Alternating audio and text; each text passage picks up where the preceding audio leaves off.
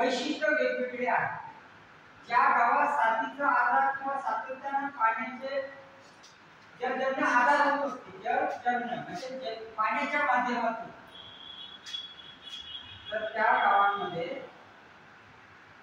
साथीच्या आधारात त्या गावाला क्वचित ठिकाणी म्हणजे जे गाव अशाच क्वचित ठिकाणी तुम्हाला राहू शकते, नाही तर असं कोणत्या गावाला हे काम मिळालं नाही।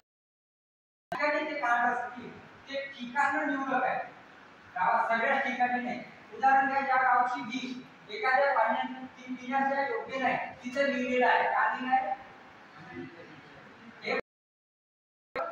नाही, तिथं पुढे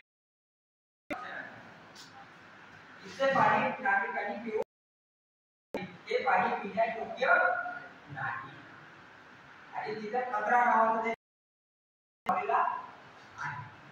तिथं पाणी पिण्यासाठी तुम्ही वापरासाठी किंवा अदरगोष्टीसाठी बांधकामासाठी ते पाणी वापरू शकता, पण पिण्याच्यासाठी जनावरांसाठी हे पाणी वापरू नये अशा सूचना दिली। दुसरं जे कारण आहे ते कोणतं आहे? तीव्र कारण, जे सातत्यापूर्ण ज्या गावांचा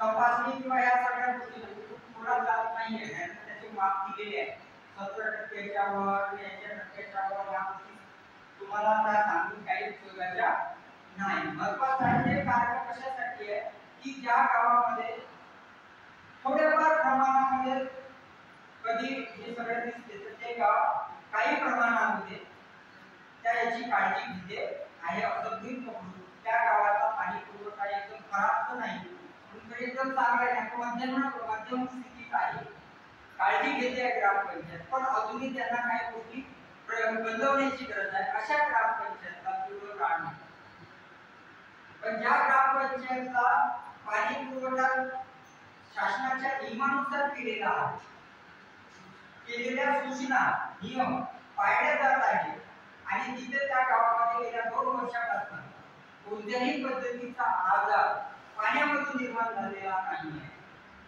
अशा ग्रामपंचायतीला ते ग्रीन कार्ड दिलं जातं।